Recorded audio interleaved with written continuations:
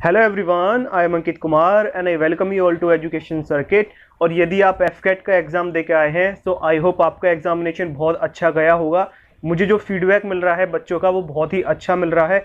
बस मैथ के बारे में थोड़ा ये बोला जा रहा है कि भी मैथ का पेपर लेंथी था, क्वेश्चंस ज़्यादा टफ नहीं थे, इजी थे, लेकिन वो टाइम टेकिंग थे, कैलकुलेशन में ज़्यादा टाइम लग रहा था। ऑलराइट, तो आज हम 22 फरवरी को मॉर्निंग शिफ्ट में हुए एफकेट 1 2021 के क्वेश्चन पेपर का एनालिसिस करेंगे और देखेंगे कि कौन कौन से क्वेश्चंस आए थे और उनके क्या आंसर्स थे। ओके, चलिए शुरू करते हैं। देखिए क्वेश्चन क्या पूछा गया था कि ज़ग्रेब किस कंट्री की कैपिटल है। ओके, तो देखिए ज़ग्रेब क्रोएशिया की कैपिटल है। देखिए एग्जाम से पहले एक मैंने वीडियो बनाई थी कि my secret of scoring 248 out of 300 marks in AFCAT. Alright, उसमें मैंने अपनी पूरी स्ट्रेटजी को रिवील किया था और पूरा एक चार्ट बना के टॉपिक वाइज बहुत डिटेल में जाके ये चीज़ समझाई थी कि एफकेट के एग्जाम में कहाँ कहाँ से सीधे क्वेश्चंस हर बार पूछे जाते हैं और किस तरीके से हमको तैयारी करनी चाहिए, किस सिलेबस को हमको पहले तैयार करना चाहिए। ओके, ये चीज़ बहुत अच्छे से उसमें मैंने बताई थी और उसमें मैंने बताया था कि भाई कंट्रीज से रिलेटेड क्वेश्चंस जरूर पूछे जाते हैं। ओके, और एक वीडियो मैंने एग्जाम से 3-4 दिन पहले भी बनाई थी कि how to score 200 out of 300 in just 2 days preparation. Alright, और जब मैंने 20 फरवरी और 21 फरवरी के एग्जाम का एनालिसिस करवाया था उसमें भी मैंने ये बात बहुत जोर डाल के बोली थी कि भाई कैपिटल से रिलेटेड क्वेश्चन पूछे जाएंगे। ऑलराइट, और जो भी टॉपिक्स में थे उसमें मैंने ये आपको बताया था कि आप प्लीज़ इन टॉपिक्स को तैयार करके जाइए, इनसे आपसे एग्जामिनेशन में क्वेश्चन पूछे जाएंगे। तो जिन लोगों ने वो फॉलो की होगी उनको उसका बेनिफिट मिला होगा और मुझे इसके बारे में बहुत अच्छा फीडबैक मिल रहा है अभी बच्चों की तरफ से। अगला क्वेश्चन क्या पूछा गया था कि ग्लोब पर 66.5 डिग्री नॉर्थ पर जो लाइन होती है उसका क्या नाम है। देखिए 20 फरवरी के एग्जाम में पूछा गया था इंटरनेशनल डेट लाइन, और मैंने 20 फरवरी के एग्जाम के एनालिसिस में ये बोला था कि भाई देखो लाइन से रिलेटेड क्वेश्चन पूछा जा रहा है, इसमें ये पूछ लिया, दूसरी शिफ्ट में पूछेगा कि सेंटर ऑफ कैंसर कहाँ से जा रहा है, तीसरी में पूछेगा सेंटर ऑफ कैप्रिकॉन, और इस तरीके से लाइन से रिलेटेड वो क्वेश्चन पूछेगा। और उसने 21 फरवरी को क्वेश्चन पूछा कि सेंटर ऑफ कैप्रिकॉन और सेंटर ऑफ कैंसर के बीच के एरिया को क्या बोलते हैं, और ये 22 तारीख को क्वेश्चन पूछा कि 66.5 डिग्री पर जो लाइन जाती है उसको क्या बोलते हैं। तो देखिए लाइन से रिलेटेड क्वेश्चन जरूर पूछा गया और ये मैंने आपको पहले दिन के एनालिसिस में बोला था। तो जिन लोगों ने इसको फॉलो किया है उनको इसका फायदा मिला है, उन्होंने ये टॉपिक तैयार कर लिया था और वो सही भी करके आए इस क्वेश्चन को। और क्वेश्चन पूछा गया था कि सती प्रथा को एंड करने का जो एक मूवमेंट चलाया गया था वो किसने चलाया था, किसने इनिशिएट किया था। तो ये राजा राम मोहन राय साहब ने इनिशिएट किया था, इन्होंने ही सती प्रथा को बंद करने की शुरुआत की थी। राइट, और ये क्वेश्चन एग्जामिनेशंस में कई बार पूछा जा चुका है, not only in AFCAT but in other examinations like SSC etcetera. इन एग्जामिनेशंस में ये क्वेश्चंस कई बार पूछा जा चुका है। और क्वेश्चन पूछा गया था कि महाराजा रणजीत सिंह जी का जो एम्परर था यानी कि जो उनका साम्राज्य था उसकी कैपिटल क्या थी। ओके, और देखिए एक दिन पहले के एग्जाम में ये पूछा गया था कि महाराजा रणजीत सिंह जी की जो एक संधि हुई थी वो किसके साथ में हुई थी। राइट, तो महाराजा रणजीत सिंह पर क्वेश्चन पूछा गया वेरियस शिफ्ट्स में। ओके, और देखो पहले दिन यानी कि 20 फरवरी के एनालिसिस में मैंने ये बोला था कि यदि इस पर्टिकुलर टॉपिक पर क्वेश्चन आया है इसमें तो बाकी शिफ्ट्स में भी इस टॉपिक पर क्वेश्चन आएगा। तो आपको ये बहुत ही साफ साफ हिंट मिल रहा है कि क्वेश्चन यहाँ से पूछा जा रहा है, इस पॉइंट से पूछा जा रहा है। अब उसके इर्द गिर्द उससे रिलेटेड जो क्वेश्चंस बनते हैं आप प्लीज उसको तैयार कर लीजिए। एक शिफ्ट में पूछ लेगा इस कंट्री की कैपिटल क्या है, दूसरी में पूछ लेगा दूसरे कंट्री की कैपिटल। राइट, इस तरीके से इसमें क्वेश्चंस पूछे जाएंगे। तो देखो एक दिन पहले वाले एग्जाम में उसने पूछ ली संधि से रिलेटेड क्वेश्चन महाराजा रणजीत सिंह पर, और इस बार पूछ लिया कि उनके साम्राज्य की कैपिटल क्या थी। ओके, तो इनके साम्राज्य की कैपिटल थी लाहौर। और क्वेश्चन पूछा कि आईएमओ यानी कि इंटरनेशनल मैरीटाइम ऑर्गेनाइजेशन का हेडक्वार्टर कहां पर है। तो इसका हेडक्वार्टर है लंदन में। और देखो वो जो मैंने अपनी स्ट्रेटजी रिवील जो की थी, वो जो मैंने अपनी स्ट्रेटजी बताई थी एक वीडियो में, उसमें मैंने ये बात बहुत अच्छे से मेंशन की हुई थी उस चार्ट में कि भी हेडक्वार्टर से एक क्वेश्चन पूछा जाएगा। तो देखो एक क्वेश्चन पूछा गया है और ये ऑलमोस्ट सभी शिफ्ट्स में पूछा गया है। ओके, और क्वेश्चन पूछा गया था कि नाडा किस कंट्री की स्पेस एजेंसी है। जैसे हमारे इंडिया की इसरो है, सो इन द सेम वे नाडा किस कंट्री की एक स्पेस एजेंसी है। तो नाडा नॉर्थ कोरिया की स्पेस एजेंसी है। और क्वेश्चन था कि ओडिसे के राइटर कौन है। ओडिसे एक पोयम है जो कि ग्रीक लैंग्वेज में है, तो इसके राइटर कौन है। तो इसके राइटर हैं होमर। ओके, और देखो ये भी मैंने उस चार्ट में आपको बताया था कि ये बुक्स ऑथर से रिलेटेड क्वेश्चंस अक्सर इस एग्जाम में पूछा जाता है और हर साल पूछा जाता है। एक क्वेश्चन से 2 क्वेश्चन इस टॉपिक से पूछे जाते हैं। राइट, तो देखो ये क्वेश्चन है और ये ऑलमोस्ट हर शिफ्ट में इस टॉपिक से क्वेश्चन पूछा गया है। ओके, और क्वेश्चन पूछा गया था कि रोवर्स कप किस खेल में होता है। ओके, तो देखिए रोवर्स कप फुटबॉल का एक कप होता है, और ये भी मैंने बात आपको बताई थी कि भाई ये क्रिकेट से रिलेटेड जो ट्रॉफीज और कप्स होते हैं इनसे भी क्वेश्चन पूछा जाता है।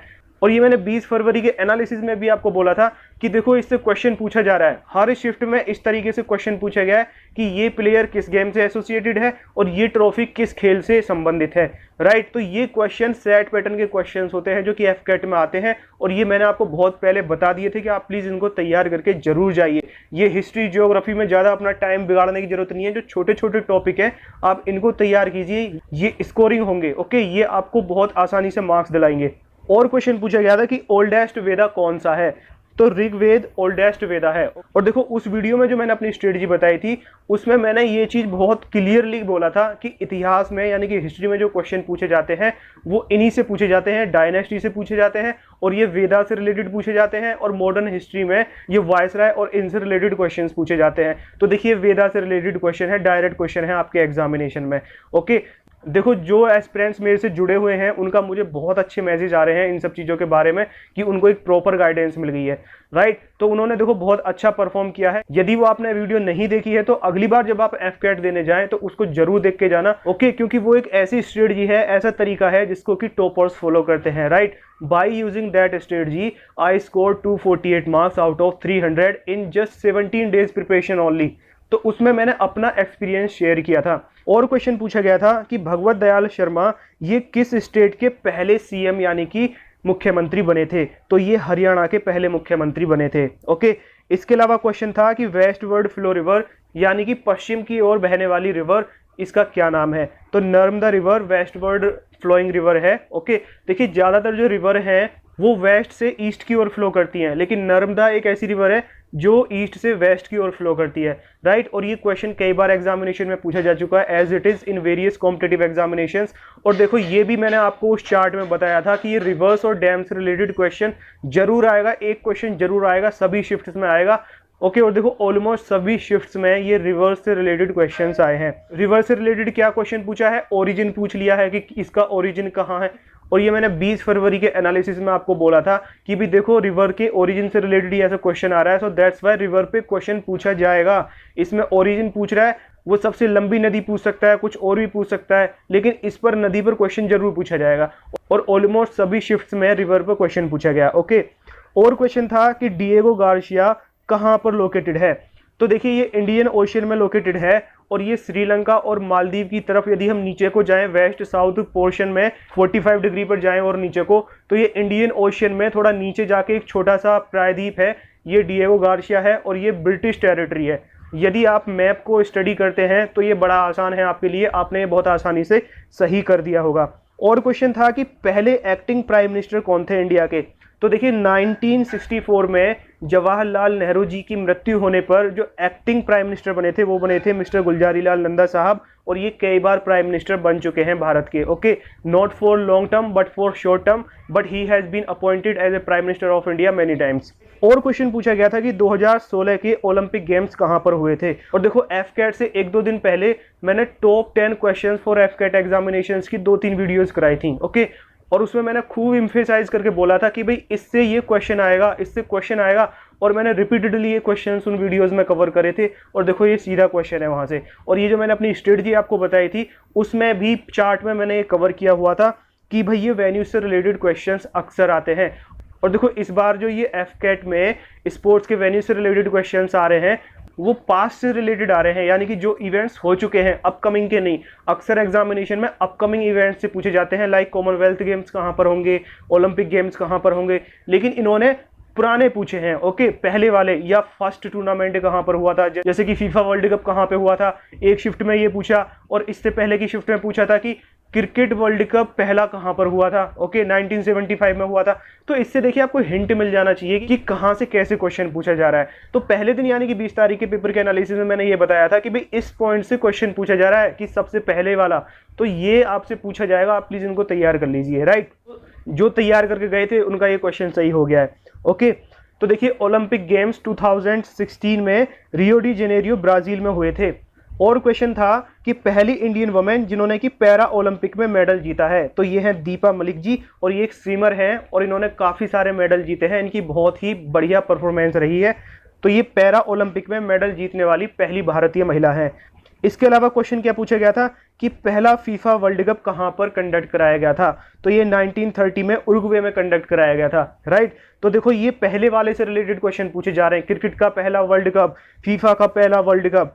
और क्वेश्चन पूछा गया था कि आयरन मैन ऑफ इंडिया, तो ये तो देखो सभी को पता है, ये तो हम बचपन से स्कूलों से पढ़ते हुए आ रहे हैं, आयरन मैन ऑफ इंडिया ये सरदार वल्लभ भाई पटेल जी को कहा जाता है, राइट।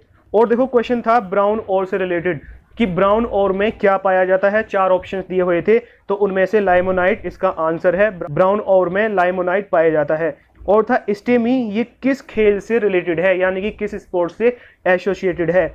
ओके, तो ये गोल्फ से एसोसिएटेड है।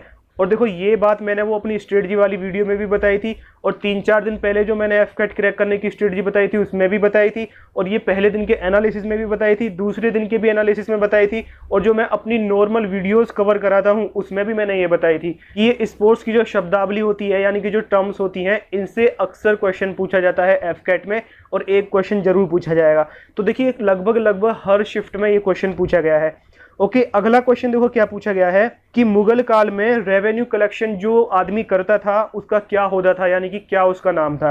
ओके, तो उसको अमल गुजार बोलते थे या अमल भी बोल सकते हैं। और क्वेश्चन था कि punter term is associated with which sport. Okay, तो पुंटर टर्म फुटबॉल से एसोसिएटेड है, ये और भी गेम्स में होती है, लेकिन मोस्ट अप्रोप्रिएट आंसर जो है वो फुटबॉल है। यदि आपके ऑप्शन में फुटबॉल है तो football is the correct answer. तो देखो ये स्पोर्ट्स से related terms, cups and players, इनसे इन शिफ्ट्स में तीनों दिन 20, 21 और 22 फरवरी को पेपर में क्वेश्चन पूछे गए हैं, और ये हर बार इसी तरीके से एफकेट में क्वेश्चन पेपर में ये क्वेश्चन पूछे जाते हैं। तो ये है जीके के क्वेश्चन। और देखिए इंग्लिश में एक एंटोनियम पूछा गया था मस्ती का। मस्ती का मतलब होता है बासी। ओके, जैसे खाना है बासी हो गया, और इसका एंटोनियम यानी कि विलोम शब्द होगा फ्रेश, यानी कि ताजा, तरोताजा। और एक सिनोनियम पूछा गया था ऑस्ट्रासाइज, तो इसका सिनोनियम होता है यानी कि पर्यायवाची शब्द होता है एक्सक्लूड। और देखो रीजनिंग में तो बहुत ही आसान क्वेश्चन थे, मैंने देखो उस चार्ट में आपको बताया था, बहुत जोर डाल के एम्फेसाइज करके ये बात बोली थी कि रीजनिंग में जो क्वेश्चंस आते हैं उनमें काफी क्वेश्चंस आपको इजी मिलेंगे। ओके, घबराने की जरूरत नहीं है। मैंने आपको ये बात बताई थी कि पूरे पेपर में 40% पेपर बहुत ईजी होता है, और 40% पेपर मीडियम टाइप का होता है, और 20% थोड़ा टफ होता है। ओके, तो मैंने एग्जाम से 2 दिन पहले आपको एक वीडियो में समझाया था कि एग्जाम को अटेम्प्ट करने की स्ट्रेटजी हमारी क्या होनी चाहिए, कि हमको पहले सिंपल क्वेश्चंस को कवर करना है, फिर मीडियम टाइप के, फिर हार्ड टाइप के। ओके, तो आपका टाइम मैनेजमेंट अच्छा होना चाहिए। तो ये मैंने आपको बताया था कि रीजनिंग में काफ़ी क्वेश्चंस काफ़ी आसान होते हैं, राइट। तो आप प्लीज़ उनको करिए पहले। तो देखिए ये वही क्वेश्चंस हैं। अब देखिए रीजनिंग में क्वेश्चन क्या आया था वेन डायग्राम से, bird, sparrow and squirrel. Okay, तो देखिए यदि हम बर्ड को वेन डायग्राम में रिप्रेजेंट करें सर्कल से, तो ये है बर्ड, और स्पैरो क्या है, स्पैरो एक बर्ड है, तो ये बर्ड के अंदर आती है, बर्ड की कैटेगरी के अंदर आती है। तो स्पैरो को रिप्रेजेंट करेंगे हम लाइक दिस। ओके, बर्ड के सर्कल में हम इसको रिप्रेजेंट करेंगे। और स्क्वेरल, स्क्वेरल ना तो बर्ड है और ना ही स्पैरो है, इसका इनकी कैटेगरी से कोई लेना देना नहीं है, तो स्क्वेरल को रिप्रेजेंट करेंगे हम एक सेपरेट सर्कल से।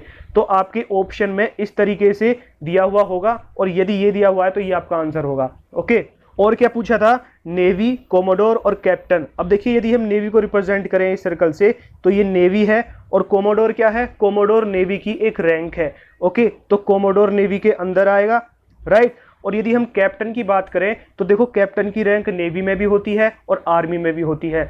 ओके, कैप्टन की रैंक जो नेवी में होती है वो आर्मी की कर्नल रैंक के इक्विवेलेंट होती है, और इस पर भी मैं वीडियो बना चुका हूं, ये मैंने क्वेश्चन में भी कवर किया है। ओके, तो देखिए कैप्टन रैंक जो होगी वो नेवी में भी होगी और आर्मी में भी होगी। अब केवल नेवी में तो होगी नहीं, क्योंकि वो आर्मी में भी होगी, तो पूरा सर्कल नेवी के अंदर नहीं आ सकता है, राइट। तो कुछ सर्कल इसका इसके अंदर आएगा और कुछ इसके बाहर आएगा। ये जो कैप्टन वाला सर्कल है ये कोमोडोर के साथ में इंटरसेक्ट नहीं करना चाहिए। इसको चलिए और अच्छे से बनाते हैं क्लियरली।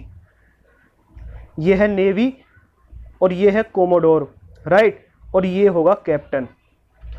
ओके, तो देखिए कैप्टन आर्मी में भी होता है और नेवी में भी होता है, लेकिन कोमोडोर आर्मी में नहीं होता है, तो वो आर्मी के सर्कल से किसी रैंक से टच नहीं करेगा। तो ये इसका रिप्रेजेंटेशन होगा। यदि ऑप्शन में ये दिया हुआ है तो ये आपका आंसर होगा, और यदि ये नहीं होगा तो फिर ये तीनों एक ही सेंटर के सर्कल होंगे, यानी कि ये तीनों एक दूसरे के अंदर ही होंगे। जैसा कि ये शुरू के दो हैं तो ये दूसरा वाला सर्कल भी इसके अंदर होगा, यदि ये ऑप्शन में नहीं दिया हुआ है। और यदि ये है ऑप्शन में, so this is the correct answer, this is the most appropriate answer, right. और क्वेश्चन पूछा गया था कि vertebrate, turtle and non vertebrate. देखिए वर्टिब्रेट और नॉन वर्टिब्रेट ये दो कैटेगरीज होती हैं, तो ये तो दो डिफरेंट कैटेगरीज हैं, तो ये तो एक साथ कॉमन हो नहीं सकती। तो वर्टिब्रेट एंड नॉन वर्टिब्रेट ये दोनों अलग अलग होंगे, ओके। और देखिए टर्टल ये वर्टिब्रेट कैटेगरी का प्राणी होता है, तो ये इसके अंदर आएगा, राइट। वर्टिब्रेट में टर्टल वर्टिब्रेट के अंदर और नॉन वर्टिब्रेट ये इसके कंप्लीटली बाहर होगा। तो इस तरीके से ये आपका आंसर होगा, ये आपके ऑप्शंस में दिया हुआ होगा, ओके। इसके अलावा क्वेश्चन पूछा गया था हीमोग्लोबिन, रेड और क्लोरोफिल, ऑलराइट। तो देखिए ये हीमोग्लोबिन और ये रेड ये एक दूसरे के साथ में कनेक्टेड है और ये क्लोरोफिल इनके साथ में कनेक्टेड नहीं है, ओके। तो ये इसका आंसर होगा। और देखिए क्वेश्चन था रिलेशन से रिलेटेड कि हॉकी रिलेटेड है गेम से, तो लेटिन रिलेटेड क्या होगा, यहाँ पे क्या आएगा आंसर में, ओके। तो देखिए हॉकी एक गेम है, तो लेटिन अमेरिकन कॉन्टिनेंट में बोले जाने वाली एक लैंग्वेज है जो कि लेटिन अमेरिकन लैंग्वेज इसको बोलते हैं, तो ये एक लैंग्वेज है, तो यहाँ पर आएगा लैंग्वेज, राइट। और देखो ये वेन डायग्राम से एक और क्वेश्चन था पुअर, इंटेलिजेंट और ऑनेस्ट। ये देखो थोड़ा सा अच्छा क्वेश्चन है। देखो पुअर पर्सन जो होगा वो इंटेलिजेंट भी हो सकता है, ऑनेस्ट भी हो सकता है, लेकिन कोई जरूरी नहीं है, लेकिन हो सकता है। ये चीजें अमीर आदमी में भी हो सकती हैं और गरीब में भी हो सकती हैं। इंटेलिजेंट जो पर्सन होगा वो पुअर भी हो सकता है, अमीर भी हो सकता है, और वो ऑनेस्ट भी हो सकता है और डिसऑनेस्ट भी हो सकता है। और जो ऑनेस्ट पर्सन होगा वो पुअर भी हो सकता है और इंटेलिजेंट भी हो सकता है, राइट। तो इन तीनों की संभावना है, इन तीनों में कुछ कॉमन होगा, कुछ चीजें दो की कॉमन होंगी, कुछ चीजें तीनों की कॉमन होंगी, ओके।